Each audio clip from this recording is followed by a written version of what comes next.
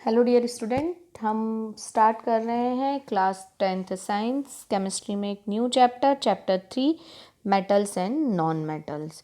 Previous जो हमारे videos थे वो बायोलॉजी के चैप्टर पे थे, चैप्टर 8 पे हाउ डू ऑर्गेनिज्म रिप्रोड्यूस। और आज जो हम स्टार्ट करने जा रहे हैं वो है हमारा केमिस्ट्री का chapter 3 metals and non metals. देखिए, मेटल्स एंड नॉन मेटल्स आप बहुत पहले से पढ़ते आ रहे हैं मेटल्स एंड नॉन मेटल्स के बारे में, कि मेटल्स क्या होती हैं, नॉन मेटल्स क्या होते हैं, है ना। तो अब हम इनके बारे में थोड़ा डिटेल में देखेंगे। अभी तक आप जनरल पढ़ते आ रहे होंगे, आपको पता है मेटल्स कौन कौन से होते हैं, है ना। सिल्वर है, गोल्ड है, आयरन है, एल्यूमिनियम है, these are all the example of metals. और नॉन मेटल्स में बात करें तो ऑल द गैसेस जितनी भी हैं, हाइड्रोजन है, ऑक्सीजन है, नाइट्रोजन है, ये सब क्या है, नॉन मेटल्स। इसके अलावा कार्बन है, सल्फर है, ये भी सब नॉन मेटल्स के एग्जाम्पल हैं। ठीक है, तो अब हम इनकी प्रॉपर्टीज़ डिटेल में देखेंगे और इनके बारे में डिफ्रेंसिएशन करेंगे। अभी तक आप generally physical property of metals के बारे में पढ़ा होगा आपने, और थोड़ा बहुत केमिकल प्रॉपर्टी में, बट अब हम इनकी डिटेल में फिजिकल एंड केमिकल प्रॉपर्टीज़ देखेंगे और उनके बारे में समझेंगे। अब यहाँ पर देखें, यदि मेटल्स और नॉन मेटल्स के यूजेस के बारे में, तो हम आसानी से कैटेगराइज्ड कर सकते हैं, है ना। मेटल्स के यूज़ अलग हैं, नॉन मेटल्स के यूज़ अलग हैं, है ना। हम अपने आसपास दोनों ही चीज़ें यूज़ करते हैं, है ना। मेटल्स भी हमारे लिए बहुत ज़्यादा यूज़फुल है और नॉन मेटल्स भी हमारे लिए बहुत ज़्यादा यूज़फुल है। ठीक है, तो हम स्टार्ट कर रहे हैं मेटल्स एंड नॉन मेटल्स की फ़िज़िकल प्रॉपर्टीज़ से, और जिसमें हम फिज़िकल प्रॉपर्टीज़ सबसे पहले देखेंगे मेटल की हम फिज़िकल प्रॉपर्टी देख रहे हैं। तो हम जो है कुछ इस एक्टिविटीज़ करते जाएंगे और उसके बेसिस पे हम इन्हें सेपरेट, मतलब उनकी प्रॉपर्टीज़ को आइडेंटिफाई या समझते जाएंगे। तो हमें कुछ मेटल कलेक्ट करनी है, जिसमें iron, copper, aluminium, magnesium, sodium, lead, zinc और भी जो आसानी से अवेलेबल हो। आपको कुछ ऐसी मेटल्स जो हैं वो कलेक्ट करनी है। ठीक है, अब यहाँ पर आपको ये सैंपल लेना है और उनका अपीयरेंस नोट डाउन करना है। ठीक है, वो दिखने में कैसी हैं। फिर उसके बाद क्या करना है, आपको उनकी सरफेस को सैंड पेपर आता है ना, सैंड पेपर से रब करना है और फिर उनको देखना है। तो आपने देखा होगा मेटल्स जो होती हैं अपनी प्योर स्टेट मतलब जब हम एकदम मेटल नहीं खरीद के लाते हैं, है ना, यूज़ करते रहते हैं, तो वो ऑक्साइड की लेयर उसके ऊपर आ जाती है, ऑक्सीडेशन हो जाता है, तो वो उतनी ज़्यादा शाइन नहीं करती हैं। बट जो मेटल प्योर स्टेट में रहती हैं उनके ऊपर क्या होता है, चमक दिखाई देती है मेटल्स की, और वो जो प्रॉपर्टी कहलाती है वो कहलाती है मेटेलिक लश्यर। मतलब जितनी भी मेटल्स हैं वो हमें चमकदार दिखाई देती हैं, है ना। और ये जो कैरेक्टर है वो लश्यरस कहलाता है, लश्यर। तो पहली प्रॉपर्टी हो गई लश्यर, मेटल जो होती है हैव द मेटालिक लश्यर। ठीक है, अब नेक्स्ट हम देखें, हमें स्मॉल पीस लेना है एक्टिविटी 3.2 में आयरन, कॉपर, एल्यूमिनियम, मैग्नीशियम का, और इन्हें क्या करना है, कट करना है शार्प नाइफ से। ठीक है, तो हम क्या कट कर पाएंगे, फिर उसके बाद हमें पीस ऑफ सोडियम मेटल लेना है टोंग से। एक मतलब जैसे चिमटा जैसा आता है, उसी तरह लैब में जो यूज़ करते हैं टोंग, आप लोगों ने देखा होगा।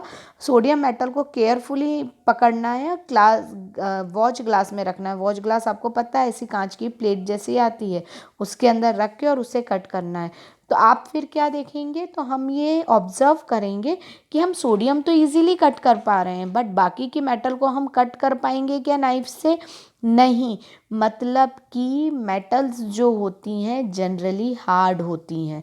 जनरली क्यों बोला, क्योंकि सोडियम सॉफ्ट है, एक्सेप्शन है ना। सोडियम पोटेशियम सॉफ्ट होती हैं और इतनी सॉफ्ट होती हैं कि हम इनको इजीली नाइफ से कट कर सकते हैं। तो सोडियम जो है वो सॉफ्ट है, बाकी हम जनरली मेटल्स को देखें तो मेटल्स आर हार्ड। और ये जो हार्डनेस है ये मेटल टू मेटल वेरी होती जाती है, कुछ मेटल ज़्यादा हार्ड होती हैं, कुछ मेटल्स कम हार्ड होती है। मतलब हार्डनेस जो है मेटल टू मेटल वेरी करता है, बट इन जनरल हम बात करें तो मेटल्स आर हार्ड। तो हमारी दूसरी प्रॉपर्टी हो गई, पहली प्रॉपर्टी हमने देखी लश्य, चमकदार होती हैं मेटल। दूसरी प्रॉपर्टी हो गई हार्डनेस, मेटल जो होती हैं वो हार्ड होती हैं जनरली। अब हम तीसरी देखेंगे थर्ड एक्टिविटी के थ्रू। हमें क्या करना है, take a piece of iron, zinc, lead and copper. हमें किसका पीस लेना है, iron, zinc, lead and copper का। और इन्हें क्या करना है, कोई भी एक मेटल का ब्लॉक रख के और इस पे हैमर से बीट करना है कई टाइम, है ना। हम जब इस पे बार बार बीट करेंगे और ये दूसरी मेटल्स पे भी करके देखेंगे तो क्या हमें इसका शेप चेंज होते हुए दिखाई दिया, yes. If we beat the metal then it flattened मतलब चपटा होता जाएगा। और ये जो प्रॉपर्टी कहलाती है, ये कहलाती है मेलिबिलिटी, जिसे बोलते हैं कन्वर्टेड इनटू शीट्स, है ना। मेटल्स जो हैं have the property of malleability मतलब मेटल्स जो हैं वो शीट में कन्वर्ट हो जाती हैं।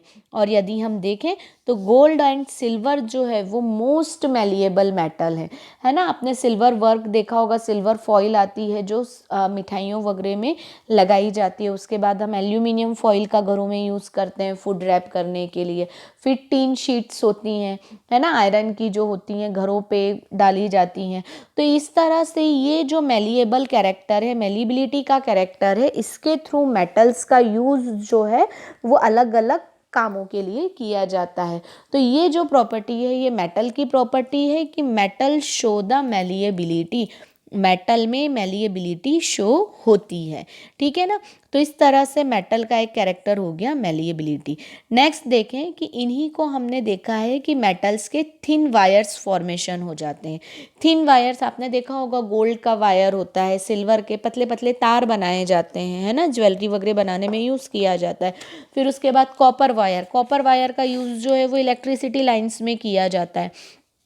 तो कन्वर्जन ऑफ वायर्स जो है वो नेक्स्ट कैरेक्टर है और इससे बोला जाता है डक्टिलिटी, है ना।